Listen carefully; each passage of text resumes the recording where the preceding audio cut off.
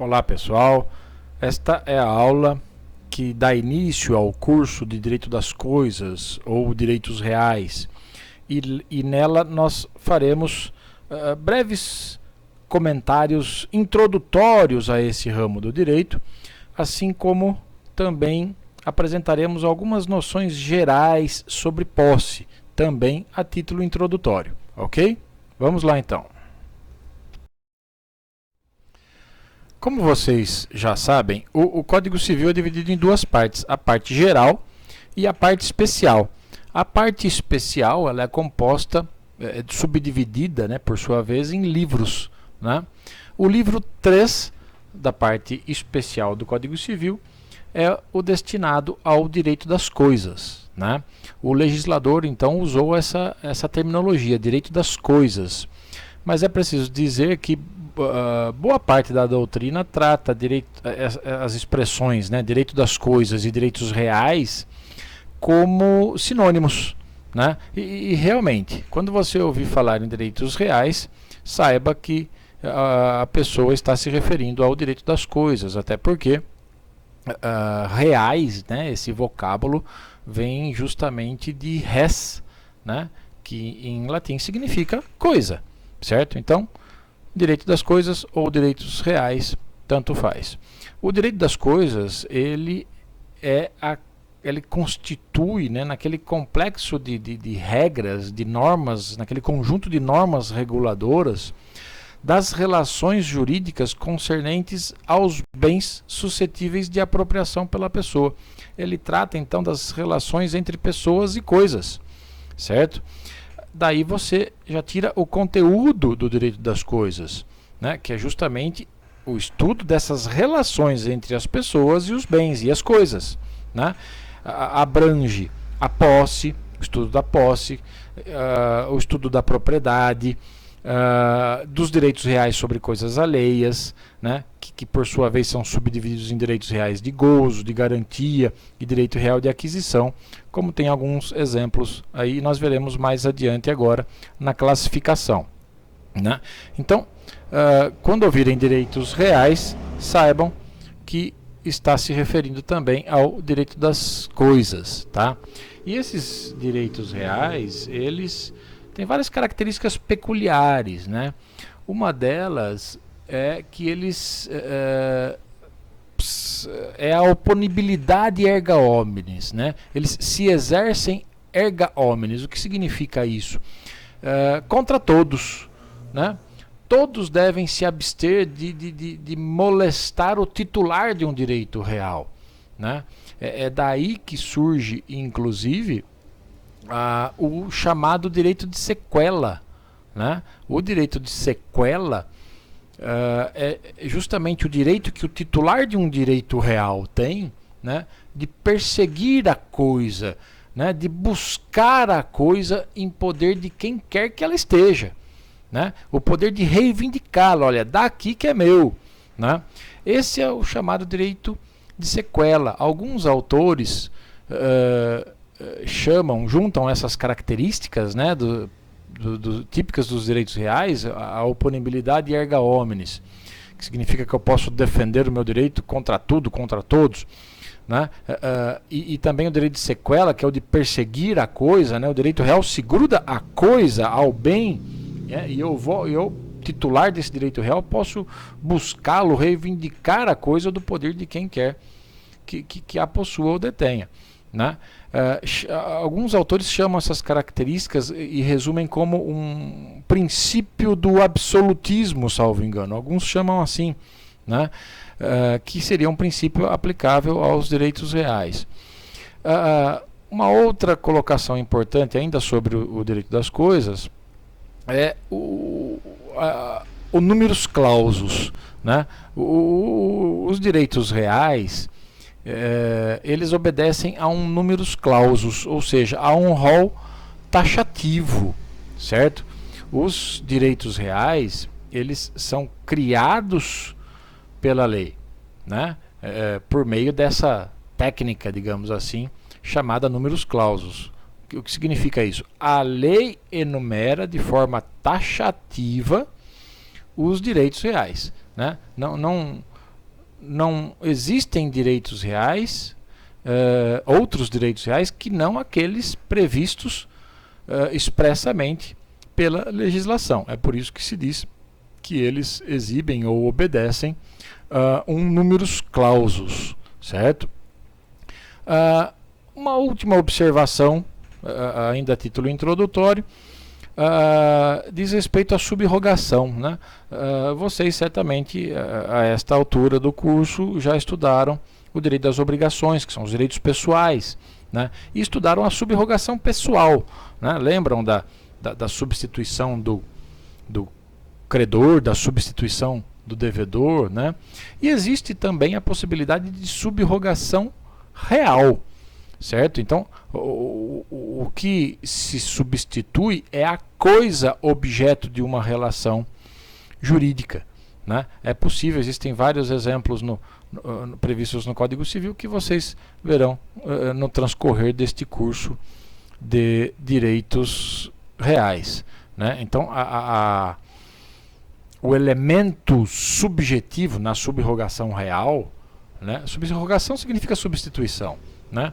Na subrogação real, o elemento subjetivo, que são as pessoas, permanece o mesmo. O elemento subjetivo é o mesmo. Substitui-se necessariamente a coisa, o bem objeto da relação jurídica. Quando isso ocorre, chama-se subrogação real. Tá ok? Nós mencionamos agora os direitos pessoais, né? O objeto de estudo deste curso são os direitos reais. Então eu penso ser importante trazer aqui, e lembrem que estamos fazendo isso como uma introdução ao curso de Direito das Coisas, né? Eu penso ser importante trazer aqui as teorias que tratam dos direitos reais e dos direitos pessoais, ora diferenciando-os, ora tratando-os numa só noção, né? Vejam só, existe a teoria clássica, também chamada teoria realista. Para essa teoria, né, existem os direitos reais e os direitos pessoais. É uma teoria dualista. Por que dualista? Porque para essa teoria existem os dois, tanto os direitos reais quanto os direitos pessoais. Os direitos reais se caracterizam como uma relação entre uma pessoa e uma coisa, né? E os direitos pessoais, como vocês já estudaram lá no direito das obrigações, né?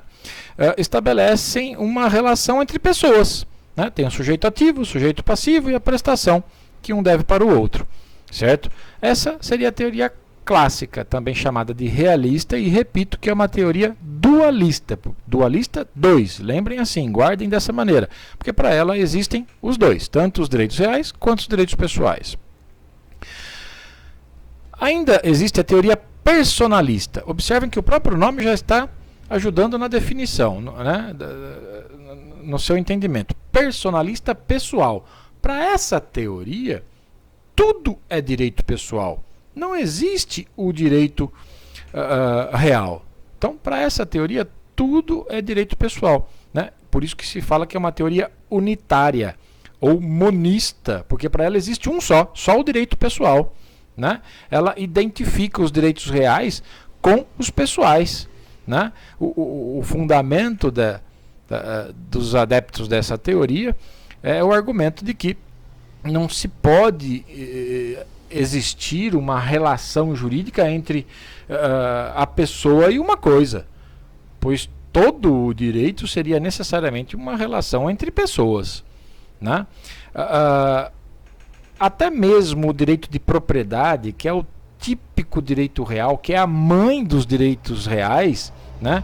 Até o direito de propriedade seria, para essa teoria personalista, um direito pessoal, né? O sujeito ativo seria o proprietário, o passivo seria toda a coletividade que tem que respeitar o direito do proprietário, né? E o objeto, evidentemente, seria a coisa sobre a qual recai o direito de propriedade, certo? Uma terceira e última teoria que eu vou apresentar aqui é a impersonalista. Olhem o nome. Então, para esta, tudo agora é direito real. Não existe o direito pessoal, né? Também é uma teoria monista, unitária. E por quê? Porque para ela existe um só o direito real, né? O direito real e o direito obrigacional ou pessoal, né, são concebidos por essa teoria numa só noção, né? Não haveria diferenças entre eles, né? Até mesmo o direito de crédito, né, que é típico direito pessoal, seria para essa teoria impersonalista, né, um direito real, né, porque é a obrigação de cumprir a sua prestação, né, seria tão forte, tão relevante, né, que seria possível excluir o devedor dessa relação, né? A obrigação de pagar algo para alguém, segundo a teoria impersonalista, contém em si um valor econômico tão grande, tão forte, que independe da pessoa do devedor, tá? Penso que, então, para resumir, né, a primeira lá, teoria clássica, para ela existem os dois, tanto o direito real quanto o direito pessoal. Direito real, uma relação entre pessoa e coisa. Direito pessoal, relação entre pessoas. A segunda, teoria personalista. Tudo seria direito pessoal. Não existiria o direito real. E a terceira, a teoria impersonalista. Para esta, tudo seria direito real. Não existiria o direito pessoal. Certo? Penso que adotamos aqui, e vocês já devem ter percebido isso, a teoria clássica ou realista, né? Tanto é que, lá por volta, dependendo do curso, né, da faculdade, da instituição, lá por volta do segundo ano do curso de Direito, mais ou menos, você tem geralmente uma disciplina que tem por objeto o estudo do direito das obrigações, né, que são os direitos pessoais. Então, na nossa legislação, né, o nosso ordenamento jurídico faz uma diferença clara entre os direitos pessoais e os direitos reais. Repetindo, de uma maneira bastante simples, né, simplificada, direito real, uma relação entre pessoa e coisa, que é o objeto de estudo deste semestre, curso de Direito das Coisas. E o direito pessoal, já estudado por vocês, que seria a relação entre duas pessoas. Tá ok?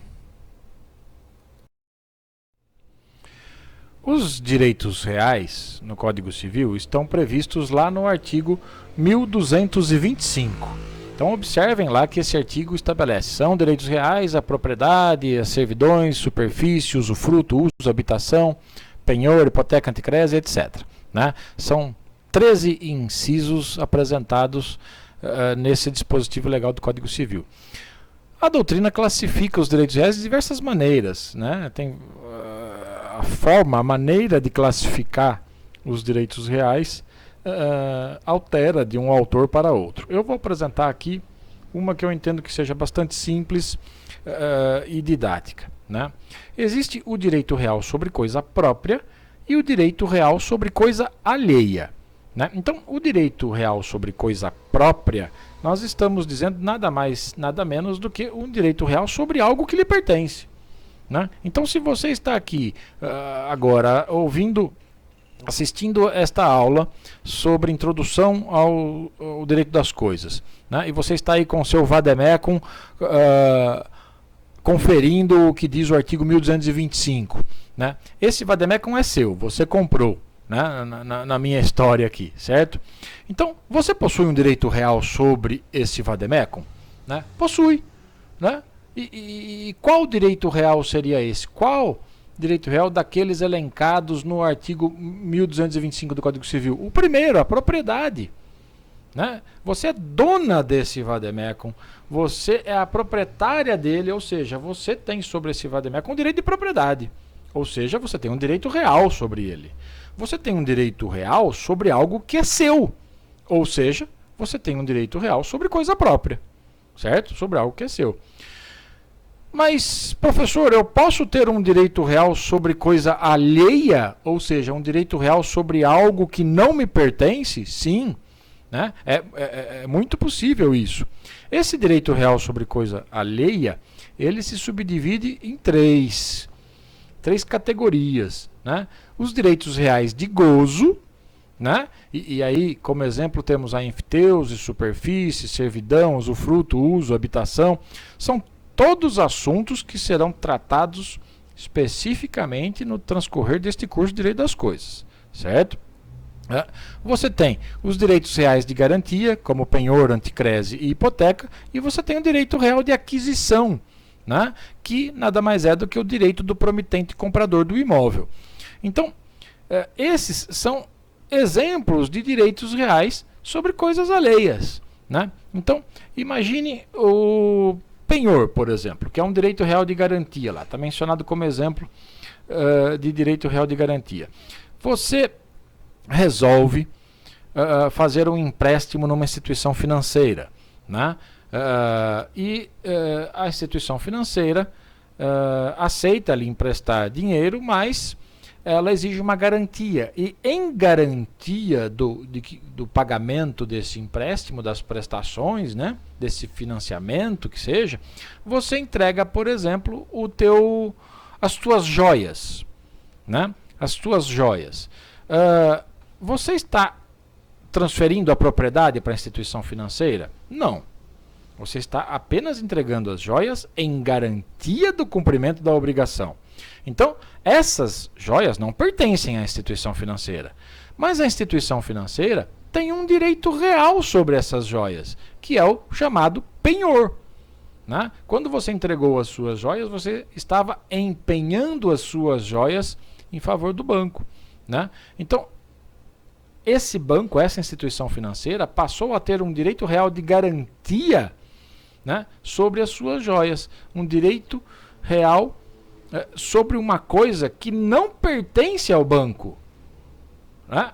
Em outras palavras, um direito real sobre coisa alheia, tá?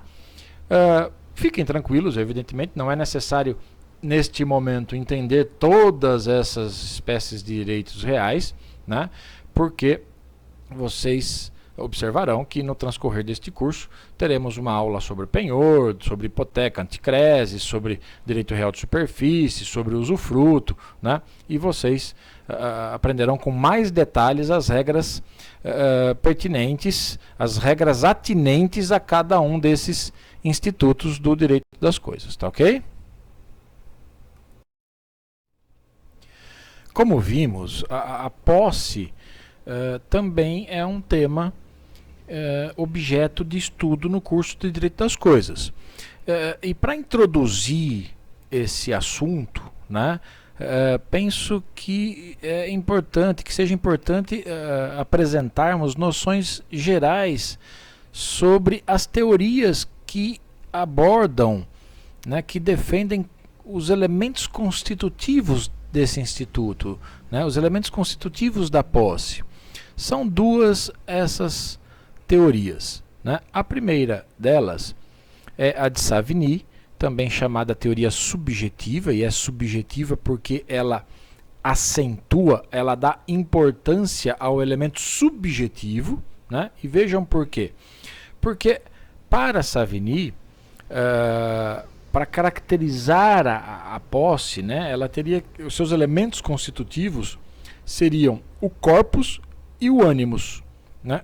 O corpus é o poder físico sobre a coisa, né? É o fato de a coisa estar à sua disposição, né? É a detenção da coisa. Olha, ela está comigo, né? Esse é o corpus, né? Então é preciso que haja o corpus para existir posse. E além do corpus, para Savigny, seria necessário também o animus, né? Que seria a intenção de proprietário, né? A intenção de dono, né? Não foi essa a teoria adotada pelo nosso ordenamento, e vocês perceberão ao analisarem a teoria de Ehring, né? Também chamada de teoria objetiva. Para Ehring basta o corpus, né? O animus é dispensado, né? É como se o animus estivesse embutido no corpus para Ehring, né? Defendia Ehring que a posse ela é a exteriorização da propriedade, né? O possuidor ele age em face diante da coisa, né? Como se fosse proprietário, né? O direito de possuir faz parte do direito de propriedade. E, repito, foi esta a teoria adotada pelo nosso ordenamento, né? Quando você dispensa a intenção de dono como elemento constitutivo, quando você dispensa o animus como elemento constitutivo da posse, é aí que é possível considerar, por exemplo, como possuidores, né, além do proprietário, também o inquilino de uma casa, o locatário, o comodatário, o depositário, né? Se o nosso ordenamento tivesse adotado a primeira teoria que eu mencionei, a de Savigny, né, o locatário, o comodatário, o depositário, né, que são partes nos contratos que vocês estudaram anteriormente, né, não seriam possuidores da coisa que se encontra com eles. O que não é verdade, eles são possuidores. O inquilino é possuidor do imóvel onde se encontra, que alugou, né? O comodatário, né, que recebeu a coisa infungível emprestada, também é possuidor, assim como o depositário, etc., né? O que permite caracterizá-los como possuidores é justamente essa teoria de Ehring, né? Ou seja, basta o corpus, basta a coisa estar com você, né? A prova de que o Código Civil adotou a teoria de Ehring, né? Penso que é possível tirá-la do disposto no artigo 1196, né? 1196 do Código Civil. Nesse artigo 1196 está escrito que se considera possuidor todo aquele que tem de fato o exercício pleno ou não de algum dos poderes inerentes à propriedade, né? Olha, para Ehring, o possuidor não é a posse, nada mais é do que a exteriorização da propriedade. E o nosso código está dizendo, né, que possuidor é aquele que tem um dos poderes inerentes à propriedade, né? Adiantando um assunto de aulas posteriores, né, quais seriam esses poderes inerentes à propriedade? Estariam lá, eles estão descritos lá no artigo 1228 do Código Civil, né, que diz que o proprietário tem a faculdade de usar, gozar e dispor da coisa e o direito de reavê-la do poder de quem quer que justamente a possua ou detenha. Então, o direito de usar, gozar, dispor, né, e de reivindicar, né? De um modo bastante simples, né? Usar uma casa é morar nela, né? Gozar de uma casa é tirar dela os seus frutos e rendimentos, é alugá-la, por exemplo, né? O direito de dispor implica em alienação, né, em todas as suas formas, né? Aquele que for mero possuidor, vocês verão isso em aulas posteriores, e não proprietário, ele geralmente ficará com os dois primeiros poderes, usar ou gozar. Mas para o que interessa neste momento, nós adotamos a teoria de Ehring. Para Ehring, a posse é a exteriorização da propriedade, basta o corpus. E a prova de que adotamos essa teoria está no artigo 1196, que diz que é possuidor aquele que exerce um dos poderes inerentes à propriedade, certo? Então, é por isso que adotamos realmente a teoria de Ehring. A posse não se confunde com a propriedade, certo? Né? Mas o legislador, visando inclusive proteger o proprietário, né, ele assegura, ele protege o possuidor até que se demonstre não ter ele, por exemplo, a condição de dono ou algo assim, o que nós veremos inclusive ao estudarmos os efeitos da posse, dentre eles a possibilidade de utilização das ações possessórias, né? Também faz parte do conteúdo deste curso de Direito das Coisas, certo? Uma questão interessante e bastante discutida na doutrina, né, diz respeito à natureza jurídica da posse. Qual seria a natureza jurídica da posse? Né? Clovis Bevilacqua, por exemplo, dizia a posse é um fato, simplesmente isso. Eu estou com determinada coisa, pronto, esse fato é protegido pela lei, né, em atenção indireta à propriedade, né? Então, a posse seria esse fato. E o artigo 1225 do Código Civil, para Clovis Bevilacqua, né, na época outro artigo, né, ele traz enumeração taxativa, e lá não está mencionado posse, né? Mas vejam só, então a posse seria um fato. Essa é uma corrente. A outra, sustentada inclusive por Maria Helena Diniz, diz que a posse é um direito real. Poxa, mas ela não está elencada lá no artigo 1225. E a lei, e uma das características dos direitos reais é justamente a de que eles exibem um rol taxativo, né, números clausos. Então, como que a posse seria um direito real? Maria Helena Diniz argumenta que a posse ela é um desmembramento da propriedade, né? Então, seria possível aplicar aí o princípio de que o acessório segue o principal. A propriedade é o principal e a posse o acessório, já que não há propriedade sem posse. É isso que ela defende, né? Todo proprietário é possuidor, mas nem todo possuidor é proprietário, né? Daí ela conclui, né? Ela caminha para defender que a posse é um direito real, né? Porque ela diz que se não há propriedade sem posse, né? E se a propriedade está elencada no 1225 como um direito real, né? Então a posse também o é, porque é acessório da propriedade. Eu prefiro, na verdade, o argumento daqueles que sustentam que a posse nada mais é do que um estado de aparência, que tem relevância jurídica, né? A posse é realmente um estado de fato, que é protegido pelo direito. Existem aí as ações possessórias, né? Se a posse protege, perdão, se o direito protege a posse, né? Desaparece, né? Não há razão prática, né? Para ficar discutindo se a posse é um simples fato ou se é um direito real, né? A verdade é que ela é um estado de aparência, né? Que tem relevância para o mundo do direito, a ponto de o legislador estabelecer regras e meios de se defender a posse, simplesmente a posse, né? Então eu prefiro dizer que a natureza jurídica da posse, né, eu prefiro qualificá-la como um simples estado de aparência, o que tem uma relação muito próxima com o que o Clóvis diz, que a posse é um fato, né, e que tem relevância para o mundo do direito, né, certo? Essa seria, ou esses seriam, né, as correntes, né? Essas seriam as correntes que tratam da natureza jurídica da posse. Existem outras até que não estou mencionando, né? Mas é uma discussão realmente e puramente doutrinária, teórica, né? Essa, então, a singela introdução ao assunto de posse